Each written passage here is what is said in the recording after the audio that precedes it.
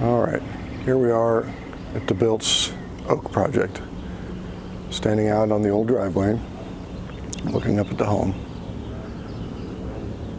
So this is a pretty big lot, 8,200 square feet, which is very big by El Segundo standards. And it had previously a mostly original small home on it. Architecturally, it wasn't anything really to write home about, or we would have tried to save more of it. But yeah, as with many homes in El Segundo, it wasn't built with all that much style in the beginning. So we did save as much lumber as we could from it. And yeah, we took the opportunity, since the lot was large, to build a home a little bit bigger than we've done before. This one's 4,000 square feet, 5-bedroom, 5.5 bath.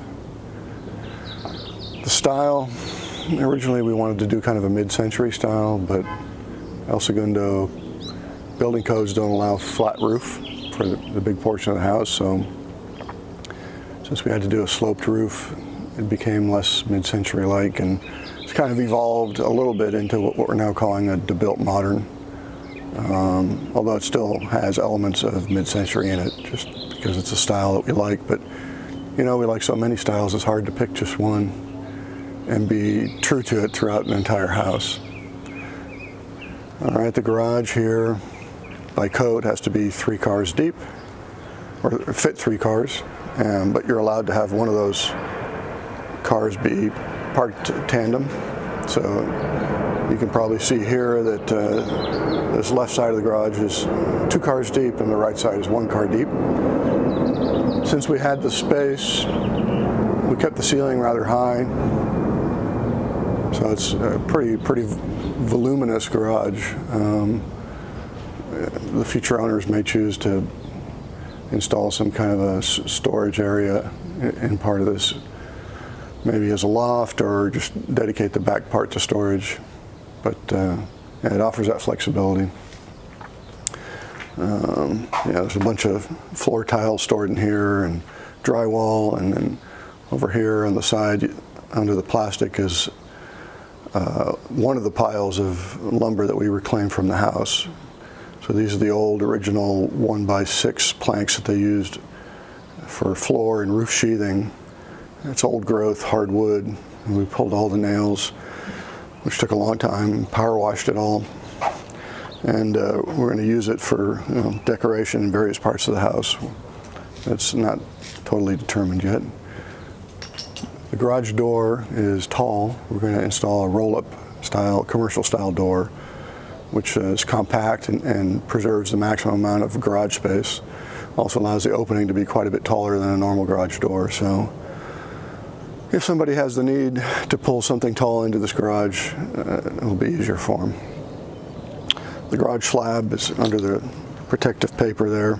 It's been poured. The driveway will need to be redone because it needs to be increased in width to fit the 2 cars.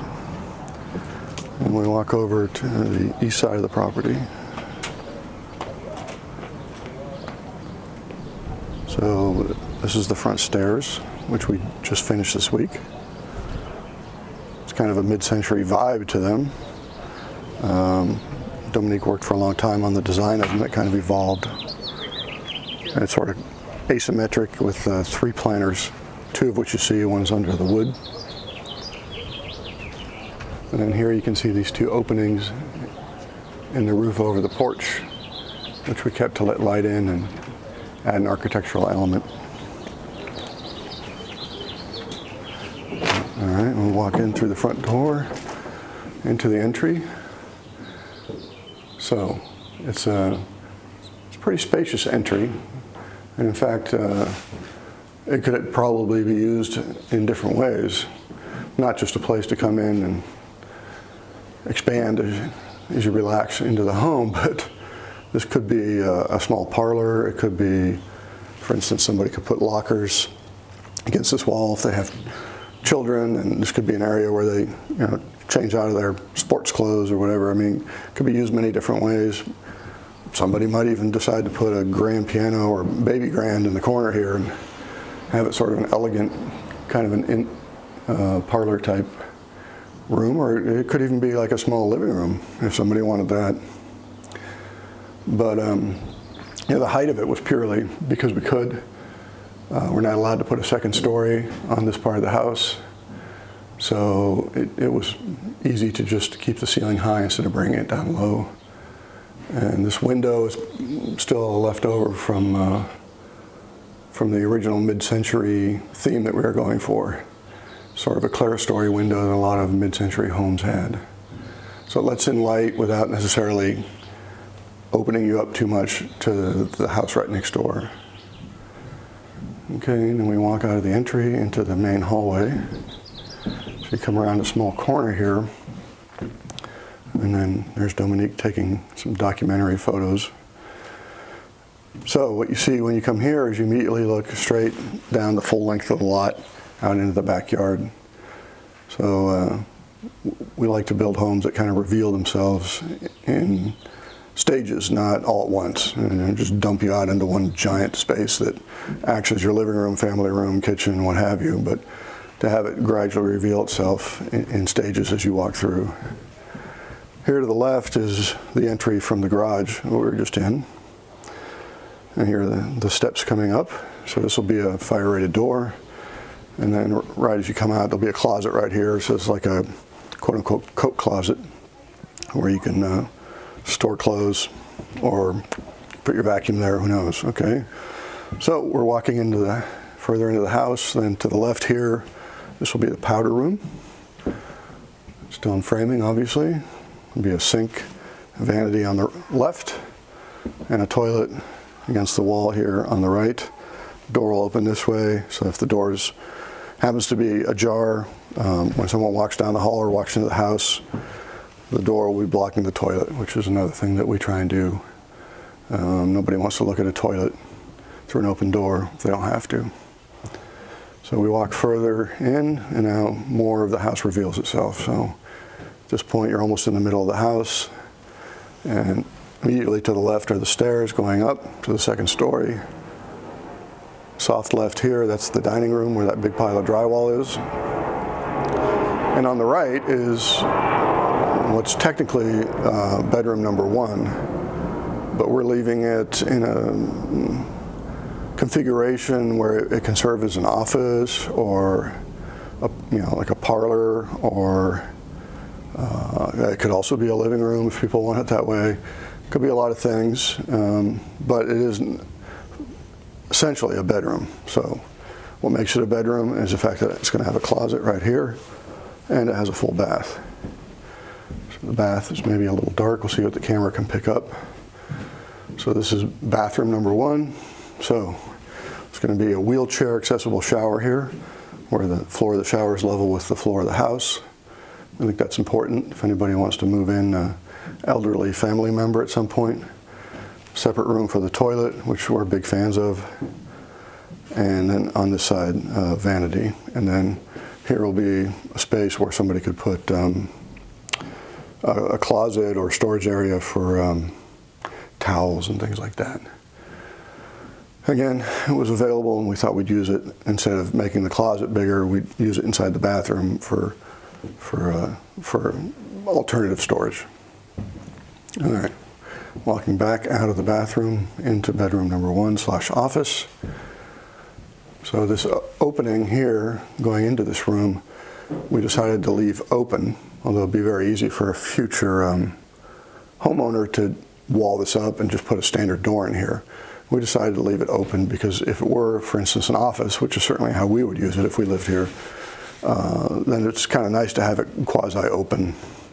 But it won't be just open all the time. It doesn't have to be, because we're going to put a set of 4 sliding doors right here. They're going to hang off a track off the ceiling, and those doors can slide out of the way if you want to against this essentially blank wall, or you can pull the doors closed. You can pull maybe 2 of them closed, partially enclose the room, whatever the homeowner desires.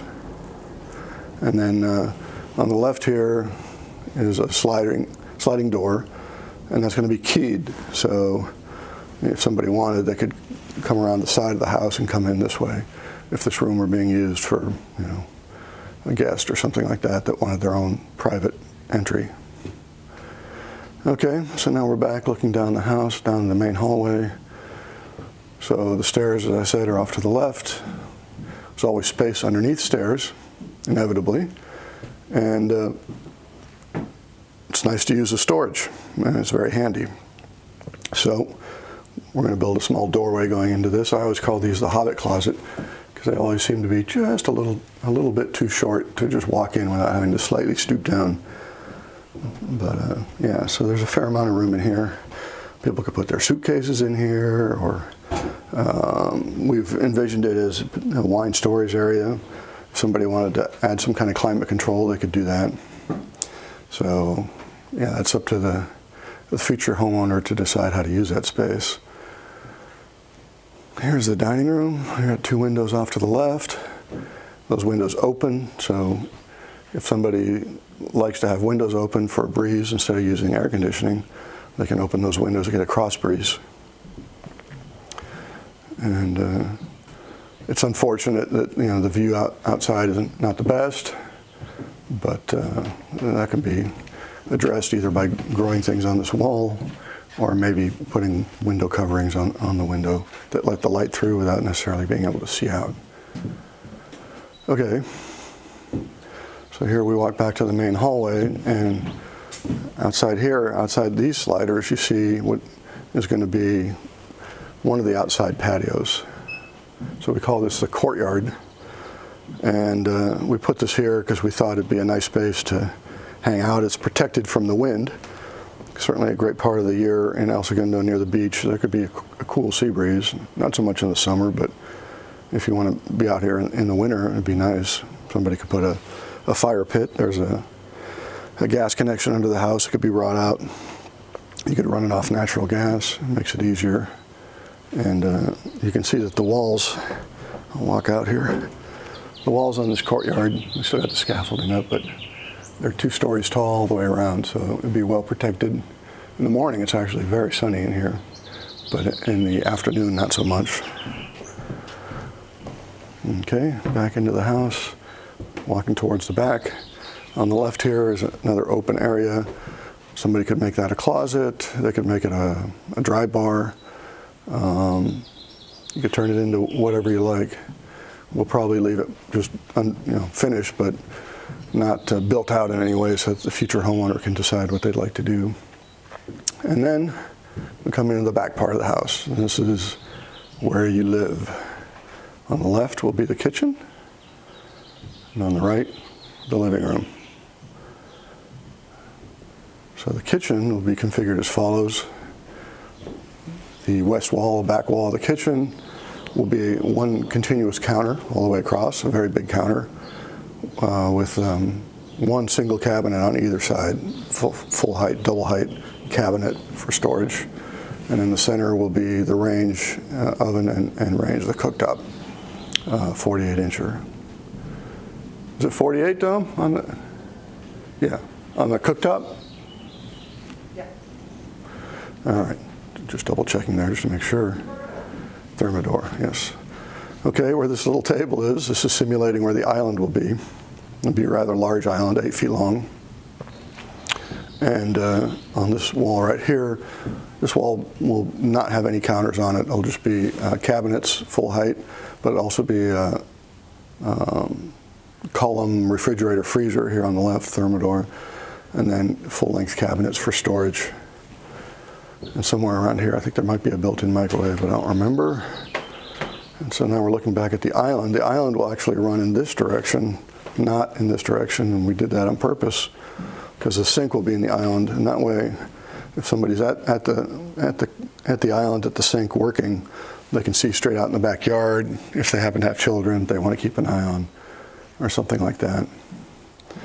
So, also putting the island in this direction allows this space to remain open, and so this is a logical place to put a table for dining or breakfast or having coffee or kids sitting and doing homework. You have it. So it's sort of a secondary dining space. Not including the formal dining room. Okay, what I didn't show you going from the dining room to the kitchen was in between the two, there's going to be an open pass-through right here. Just what I just walked through. That's going to remain open with no doors. And that is going to be where these glass panels are, a walk-in pantry. So we did this in the last house and last two homes. You really can't have enough storage in a kitchen. And walk-in pantries are a nice way to do it. On this side, there'll be a counter, which is a continuation of the counter that goes all the way across here. We continue here, so this might be a place where someone would put a coffee machine or something like that. It could also be used as a bar, for instance. So it's kind of like a butler's pantry, in a way. All right, coming back out. So now we're walking out of the kitchen, across the living space into the living/family room. So this will be where the television would be located, against the east wall right here. So we've wired it for the TV and surround sound. And then again, it's a third slider opening to the courtyard. So for entertaining, this would be great because this whole space with these doors being open, everything opens up onto the courtyard all at once. So it's just a big space to walk through and without just being one big giant room. All right, back to the center of the house. Continue out the back. Another set of sliders. And these sliders open up onto the back patio. So only the framing is in place now. We haven't put the decking in yet because it'd just be in everybody's way.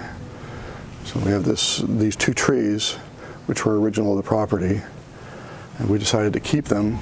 We have them trimmed because they offer just a feeling of coziness. I'd say shade, but this is the north side of the house, so it's not much sun here anyway. But they just create an atmosphere that we like, and we saw no point in cutting them down, even though some people thought we should. And what we did is we built a retaining wall around the trees, give them some space for their roots, and create two areas where people can hang out. On this west side,